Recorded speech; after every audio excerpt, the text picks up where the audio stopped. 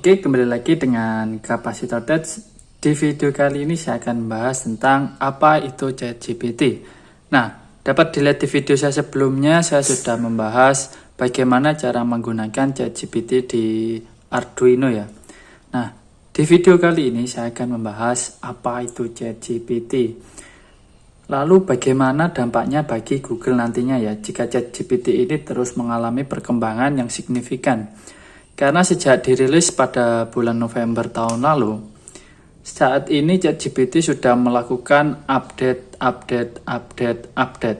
Dia sudah melakukan sebanyak 5 update hingga saat ini ya, dari tanggal 13 Februari. Sekarang saya akan bahas dulu, apa itu ChatGPT?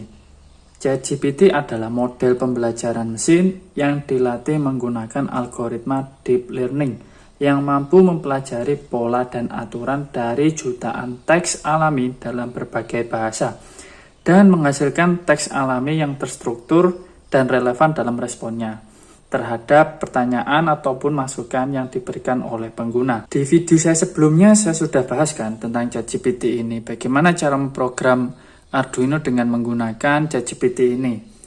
Nah, setelah saya implementasikan ChatGPT ini di Arduino, saat saya mengalami masalah, saya bisa diskusikan lagi atau bisa saya komunikasikan lagi dengan ChatGPT dan ChatGPT mampu memberikan solusinya secara jelas dan terperinci kalau menurut saya ya.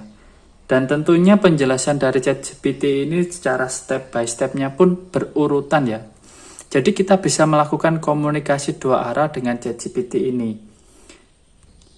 Dan jika programnya tidak sesuai dengan yang kita inginkan, kita bisa tanyakan lagi di ChatGPT-nya dengan cara menanyakan lagi ke ChatGPT-nya atau menuliskan chat ke ChatGPT-nya. Jadi seperti layaknya kita melakukan diskusi ya. Diskusi dengan sebuah artificial intelligence atau kecerdasan buatan. Nah, ChatGPT pun akan memberikan solusi jika kita mengalami error saat melakukan pemrograman ya. Dia akan memberikan step by step-nya juga di situ. Bagaimana cara mengatasi error yang sedang kita hadapi saat itu? Biasanya kalau di Arduino itu kan ada library yang harus kita install. Nah, jika misalkan di situ tidak kita install, otomatis akan muncul error di Arduino-nya. Nah, misalkan kita tanyakan bagaimana cara mengatasinya di ChatGPT, maka ChatGPT bisa otomatis langsung memberikan solusinya dengan cara kita disuruh untuk download library-nya terlebih dahulu. Lalu apakah ChatGPT juga bisa memberitahukan bagaimana caranya untuk pasang library-nya? Jawabannya bisa ya. Jadi ChatGPT pun bisa memberikan solusi-solusi jika kita mengalami masalah saat melakukan pemrograman. Nah, lalu sedangkan untuk Google sendiri itu apa sih? Google sendiri itu adalah search engine yang menjadi salah satu search engine yang saat ini terbesar di dunia. Google mampu memberikan informasi yang kita inginkan dan memudahkan akses ke berbagai informasi yang terkait dengan berbagai topik. Perbedaan yang menonjol antara Google dan ChatGPT, kita dengan menggunakan Google, kita bisa memilih informasi mana yang ingin kita cari atau yang sedang kita butuhkan ya.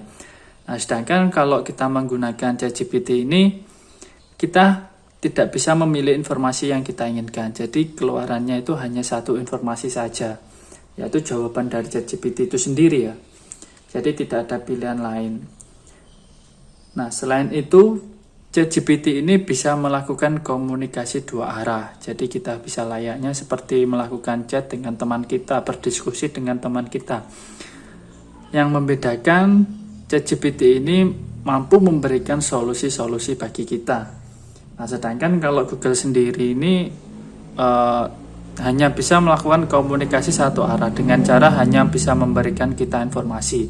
Jika misalkan informasi itu salah, informasi itu atau misalkan dalam dunia kita itu pemrograman ini mengalami error saat programnya, nah Google pun kita harus menanyakan lagi ke Google dan itu pun belum tentu solving masalahnya ya. Kita harus cari-cari lagi mana error yang bisa membantu kita.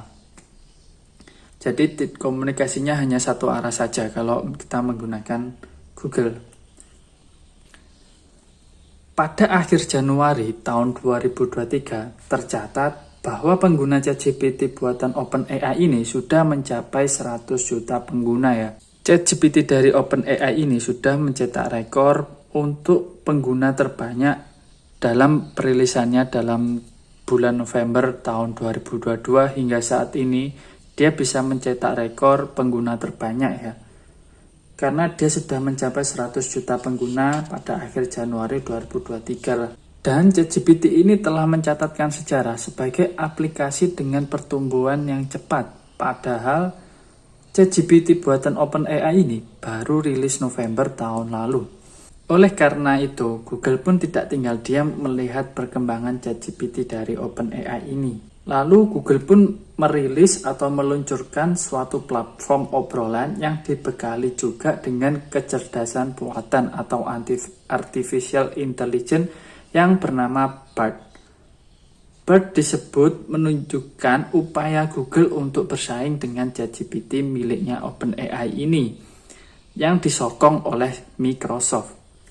Alih-alih menunggu platform yang mapan, Google merilis versi model ringannya untuk tujuan pengujian saja.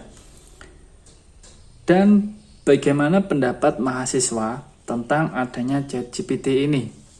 Jadi, saya sudah mewawancarai atau menanyakan beberapa mahasiswa yang saat ini sedang duduk di bangku perkuliahan, yang saat ini dia sedang duduk di jurusan teknik komputer ya, di mana teknik komputer ini sangat relevan dengan pemrograman, lalu dengan Arduino, bahasa C, HTML, CSS, dan banyak lain pemrograman. Lalu, pendapat mahasiswa pertama bisa dilihat, dia merasa sebagai mahasiswa pasti terbantu karena dengan adanya ChatGPT, dia bisa mengerjakan atau membuat program dengan cepat dan bisa dijadikan untuk sarana pembelajaran. Tetapi, bahasa yang dipakai dari ChatGPT masih tidak sesuai atau tidak terlihat bahwa bahasa yang digunakan ini bukan buatannya mahasiswa. Makanya harus dirubah lagi agar bisa sesuai dengan bahasanya mahasiswa ya, bahasa pemrograman mahasiswa maksudnya. Karena itu sangat berbeda sekali untuk pasti dari dosen pun mengetahui mana pemrograman asli buatan dari mahasiswa, mana pemrograman yang kita lihat dari ChatGPT. Lalu bagaimana pendapat mahasiswa yang kedua tentang ChatGPT ini? Nah, ChatGPT adalah suatu hal yang menarik dan dia penasaran. Karena dengan adanya ChatGPT ini telah menandakan kemajuan teknologi yang semakin hari semakin canggih dan berada dalam arah yang ditargetkan. Baik itu untuk keperluan apapun adalah hal yang subjektif, tetapi seakan-akan tidak sabar mengenai hal yang dapat dilakukan jika teknologi ini dikembangkan lebih lanjut ya. Karena tentunya hanya perintah sederhana saja dapat diselesaikan. Apalagi di masa depan nanti dengan permasalahan yang kompleks dapat dituntaskan dengan waktu yang singkat beserta solusi dan penjelasannya. Nah, itu adalah pendapat dari mahasiswa yang kedua. Sekarang untuk pendapat dari mahasiswa yang ketiga. Dia merasa terbantu juga dengan adanya ChatGPT bisa menjadi sarana belajar kita karena di ChatGPT tidak hanya source kodenya saja yang diberikan melainkan penjelasannya juga. Nah, sejauh ini dari pendapat beberapa mahasiswa masih positif ya tentang adanya ChatGPT ini. Yang pada intinya mereka merasa terbantu dengan adanya ChatGPT ini karena ChatGPT bisa dijadikan untuk sarana pembelajaran dan pengerjaan programnya. Jadi lebih cepat, tidak bingung mencari referensi-referensi. Padahal saat ini juga sudah ada Google ya, banyak contoh-contoh program atau sintak-sintak program yang sudah dijelaskan di Google. Dan sudah banyak orang-orang yang menulisnya ya di situ. Cuma kan pasti dosennya tidak memberikan soal tentang pemrograman yang sudah ada di internet ya. Pastikan dengan logika-logika yang lebih baru lagi, sehingga Google pun tidak bisa memberikan penjelasan secara spesifik tentang program yang diinginkan. Nah, sedangkan untuk ChatGPT ini dia bisa mampu memberikan programnya secara spesifik dan kebenarannya pun sudah hampir mendekati dengan yang diinginkan ya. Nah, oleh karena itu mahasiswa pun merasa tidak perlu berpikir banyak lagi untuk merubah programnya sesuai dengan hasil output yang diinginkannya. Lalu, bagaimana untuk kedepannya pola pikir para mahasiswa ini? Apakah nantinya bisa menjadi ketergantungan sehingga menurunkan kreativitas dari para mahasiswa? Mahasiswa jadi lupa atau tidak tahu tentang sintaks program dari bahasa C, dari Arduino, bahasa C++, Python, HTML, CSS, dan lain-lainnya. Jika ada soal tentang pemrograman, dia bisa langsung tanyakan ke ChatGPT dan langsung copy paste, hanya merubah sedikit-sedikit, sintaknya atau programnya sudah jadi. Outputnya sudah keluar dan bisa dikumpulkan ke dosen dengan waktu yang singkat. Nah, apakah hal itu bisa menjadikan bumerang bagi para mahasiswa sehingga mahasiswa nanti tidak dapat atau tidak mampu berpikir secara kritis nantinya dan tidak siap untuk terjun di dunia kerja? Nah, sekarang bagaimana pendapat teman-teman tentang ChatGPT ini? Tulis di kolom komentar ya teman-teman. Bagaimana pendapat teman-teman tentang adanya ChatGPT yang dibuat oleh OpenAI ini? Nah, ini kan kita bahas ChatGPT di dunia pemrograman ya. Nah, bagi teman-teman yang mengalami atau punya pendapat lain, bisa tulis di kolom komentar. Dan untuk video kali ini cukup sekian. Semoga bermanfaat bagi teman-teman, bisa dijadikan pembelajaran.